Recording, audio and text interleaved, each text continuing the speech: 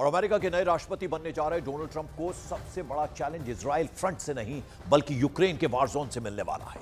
Putin ने Ukraine पर ऐसा हमला किया है, इसके बाद जेलेंस्की का राजधानी कीव में टिकना अब मुश्किल हो गया है।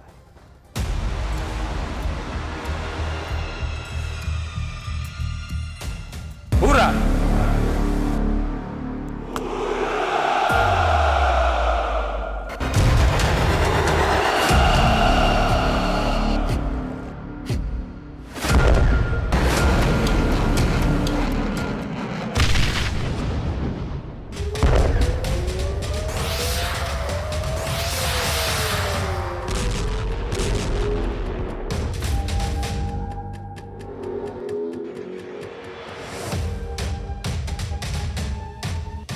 पुतिन की मिसाइल बौछार, यूक्रेन में भयंकर तबाही। 15 घंटे पहले पुतिन की रूसी सेना ने जिस तरह से आसमान से आग उगलती मिसाइलों से यूक्रेन पर हमले किए हैं, उसने राष्ट्रपति जेलेंस्की और उसके कमांडरों की चीखें निकाल दी हैं। कई महीनों के बाद रूसी मिसाइल ब्रिगेड ने यूक्रेन की राजधानी कीव पर बेहद खौफनाक और बड़ा हवाई हमला किया है। हम आपको आज 3 खबरें दिखाने जा रहे हैं जिससे साबित हो रहा है कि भले राष्ट्रपति बाइडेन और नवनिर्वाचित राष्ट्रपति डोनाल्ड ट्रंप दावा करें कि रूस यूक्रेन जंग में आखिरी रास्ता समझौता ही है, लेकिन पुतिन के तेवर और जंगी एक्शन साबित कर रहे हैं कि लगभग 3 साल से चल रही यूक्रेन जंग अभी रुकने वाली नहीं है। कीव पर हुए रूसी हवाई हमलों ने अमेरिका और नाटो के एयर डिफेंस की धज्जियां उड़ा दी हैं। हम आपको दिखाने जा रहे हैं कि कैसे पुतिन ने बातचीत की आड़ में यूक्रेन के बड़े इलाके पर कब्जा लगभग कर लिया है। बैलिस्टिक मिसाइल से हमले, कीव में मौत की सुनामी। यूक्रेन की राजधानी कीव पर राष्ट्रपति जेलेंस्की को बड़ा नाज है। जेलेंस्की को लगता है कि राजधानी कीव के ऊपर ना तो पुतिन की मिसाइल हमला कर पाएंगी और ना ही आत्मघाती ड्रोन। जेलेंस्की को लगता था कि अमेरिका और नाटो के दर्जनों एयर डिफेंस सिस्टम कीव पर एक भी मिसाइल को गिरने नहीं देंगे, लेकिन 15 घंटे पहले जेलेंस्की, बाइडेन और ट्रंप की जंगी अकड़ को पुतिन की मिसाइल सुनामी ने तबाह करके रख दिया है। रूसी मिसाइल ब्रिगेड ने अपनी बैलिस्टिक मिसाइलों से इतने सटीक हमले कीव पर किए हैं कि पूरे कीव में चारों तरफ बाहरी तबाही और सुनामी जैसे हालात दिख रहे हैं। जरा रूस के मिसाइल और ड्रोन हमले के बाद यूक्रेन की राजधानी कीव का हाल देखिए। रूस का मिसाइल और ड्रोन हमला कीव पर जबरदस्त हुआ है। भयंकर धमाकों के साथ देखते ही देखते दर्जनों रूसी इस्कंदर मिसाइलों ने कीव में तबाही मचा दी है। खबरों के मुताबिक यूक्रेन में कई इलाकों में रूसी हवाई हमलों से 6 से ज्यादा लोग मारे गए हैं। आप तस्वीरों में साफ देख सकते हैं कि रूस के हमले के बाद कीव के बड़े इलाके में पानी की पाइपलाइनें फट गई। इससे सुनामी जैसे नजारे दिखने लगे।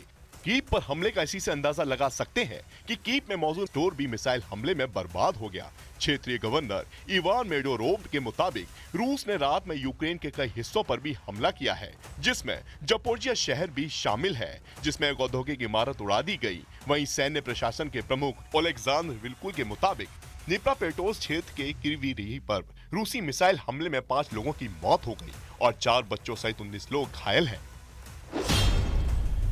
अब इसी एनिमेशन से समझ लीजिए कि कैसे पुतिन की मिसाइल ब्रिगेड ने कीव, यूक्रेन और नाटो के एयर डिफेंस सिस्टम को चकमा देते हुए कीव को तबाह कर डाला। रूसी मिसाइलों ने कीव में तैनात ब्रिटेन के ग्रेव हॉक एयर डिफेंस सिस्टम को तबाह कर डाला। यहां तक कि लंबी दूरी की सुरक्षा में तैनात अमेरिका के patriot PAC-3 air defence system को भी रूसी बैलिस्टिक मिसाइलों और ड्रोन ने तबाह कर दिया। यूक्रेन को नाटो देश और ब्रिटेन, अमेरिका से मिले एयर डिफेंस सिस्टम रूसी हवाई हमलों के सामने फेल साबित हुए। अब आप ये भी जान लीजिए,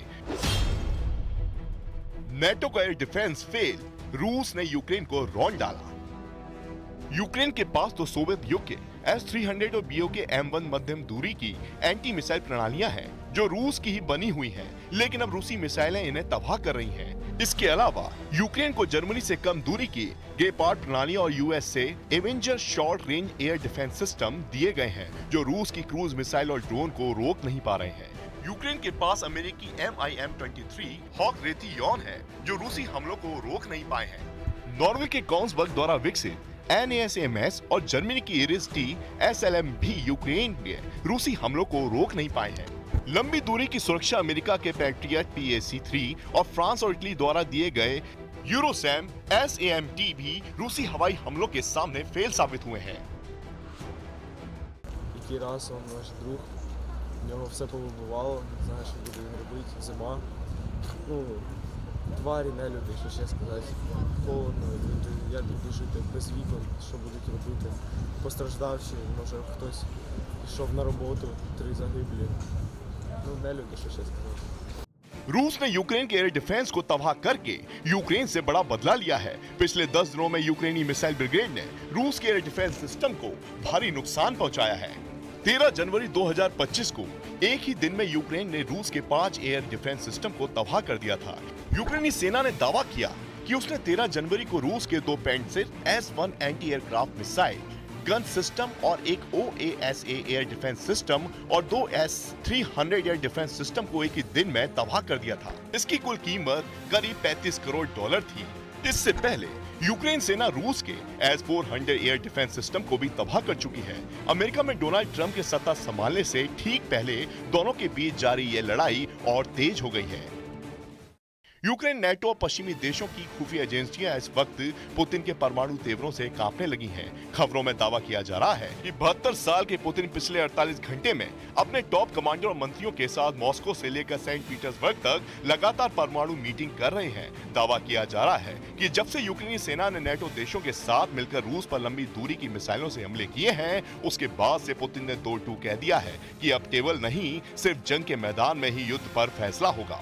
आने वाले कुछ घंटों में ही रूस की तरफ से यूक्रेन पर या तो परमाणु हमला हो सकता है या फिर लंबी दूरी की बड़ी मिसाइलों से यूक्रेन की राजधानी कीव को तबाह किया जा सकता है।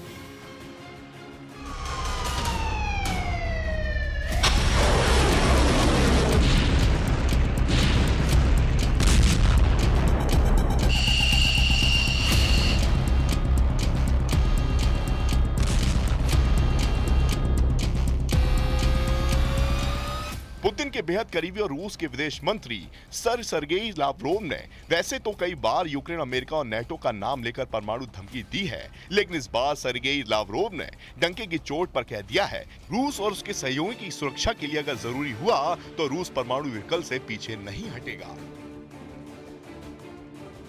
रूसी राज्य समाचार एजेंसी टैस की रिपोर्ट के मुताबिक रूसी विदेश मंत्री लावरोव ने रूसी टेलीविजन पर धमकी देते हुए कहा कि हमारे संकल्प और धैर्य की परीक्षा लेने वाले देश अच्छी तरह से जान लें, मॉस्को किसी भी आवश्यक तरीके से अपने राष्ट्रीय हितों की रक्षा जरूर करेगा। लावरोव ने 2-2 कहा, हमारा उद्देश्य परमाणु हथियारों के उपयोग के जोखिमों को बढ़ाना नहीं है, लेकिन अगर रूस के हितों पर गंभीर आंच आई तो कुछ भी संभव है। So the message which we wanted to sell by testing in real action this hypersonic system is that we will be ready to do anything to defend our legitimate interest. We hate even to think about war with the United States, which will take, nuclear character.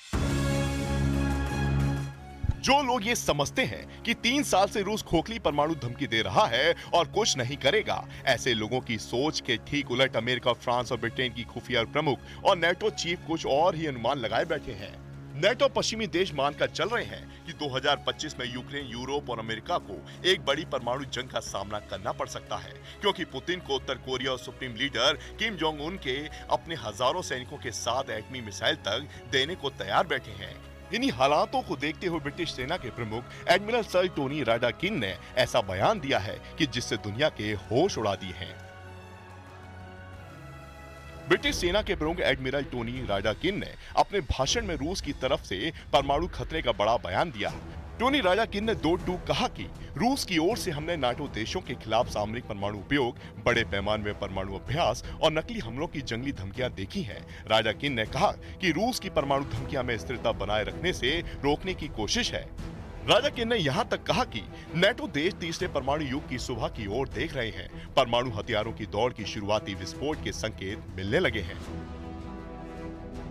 The United States and the allies of the United States who also provide this long-range weapons to the Kyiv regime, they must understand that we would be ready to use any means not to allow them to succeed in what they call strategic defeat of Russia. अगर सभी NATO देश मिलकर रूस पर परमाणु हमला करते हैं तो भी रूस सब पर भारी पड़ेगा। जरा देखिए परमाणु जंग में कौन बाजी मार सकता है। उत्तर कोरिया के सैनिकों का रूस की तरफ से यूक्रेन पर हमला करना साफ संकेत है कि दुनिया परमाणु जंग के करीब पहुंच चुकी है। इस वक्त पूरी दुनिया में कुल 13,080 परमाणु बम है, जो 13,000 किलोमीटर से लेकर 15,000 किलोमीटर की दूरी तक मार कर सकते हैं। जानकारों की माने तो इसमें से आधे परमाणु बम भी इस्तेमाल हुए तो दुनिया का नामो निशान मिट सकता है। दुनिया में सबसे ज्यादा परमाणु हथियार रूस के पास है। 6,257 परमाणु बम और हथियार उसके पास है, जबकि अमेरिका के पास रूस से कम 5,550 परमाणु हथियार हैं, जबकि उत्तर कोरिया के पास 50 परमाणु बम और हथियार मौजूद हैं। यानी रूस और उत्तर कोरिया मिलकर ही अमेरिका, यूक्रेन और नेटो का सफाया कर सकते हैं। ऐसे हालात में सवाल उठता है कि अगर दुनिया में परमाणु जंग छिड़ी तो क्या 13,080 परमाणु हथियारों से दुनिया तबाह हो जाएगी?